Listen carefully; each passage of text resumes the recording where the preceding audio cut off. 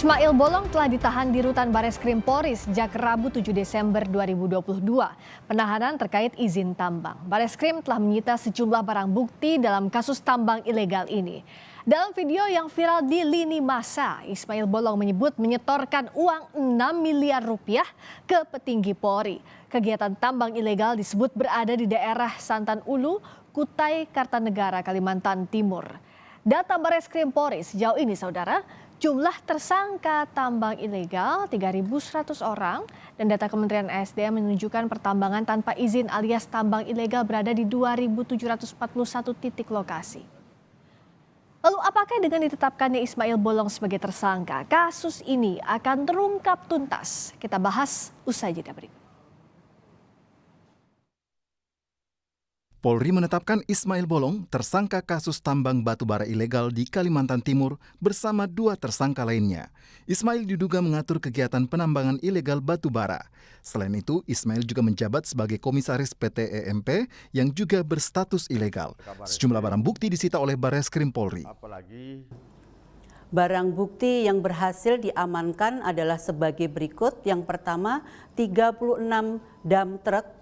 3 unit handphone berikut SIM card, 3 buah buku tabungan, dan keempat, tumpukan batu bara hasil penambangan ilegal di terminal khusus dan di lokasi PKP 2B PTSB, serta 2 buah ekskavator dan 2 bandel rekening. Sementara itu, Kejaksaan Agung mengaku belum menerima surat pemberitahuan dimulainya penyidikan atau SPDP terkait Ismail Bolong. Sampai sejauh ini ya, saya baru menerima informasi dari media. Ya. Nanti saya cek dulu apakah ini sudah ada SPDP-nya apa tidak. Biasanya dalam waktu 3 hari, ya, penyidik itu wajib menyerahkan SPDP kepada penuntut umum. Dalam hal ini kalau dia misalnya ditangani oleh Mabes Polri, berarti yang menerima SPDP itu adalah Jampitung. Kalau yang ditangani oleh di Polda, berarti yang menerima SPDP itu adalah di Jati. Kita akan cek selanjutnya. Indonesia Police Watch atau IPW mendorong dibentuk tim gabungan untuk menangani kasus Ismail Bolong. IPW menilai transparansi dugaan adanya suap perlu dibuka oleh Polri kepada publik.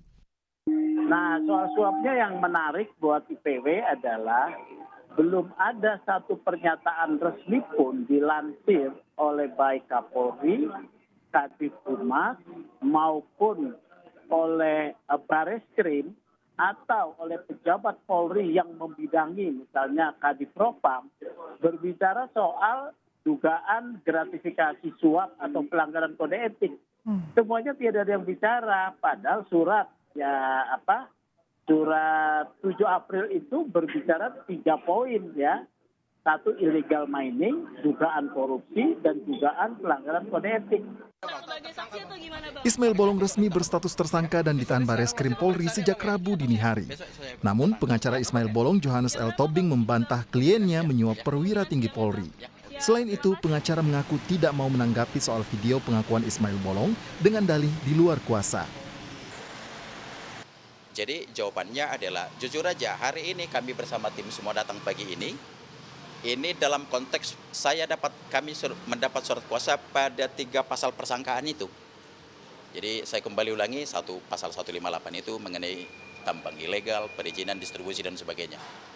Nah, soal kalau Mas tanya itu, saya nggak dapat kuasa mengenai itu. Jadi aku nggak bisa jawab mengenai itu. Ya, saya kira clear ya.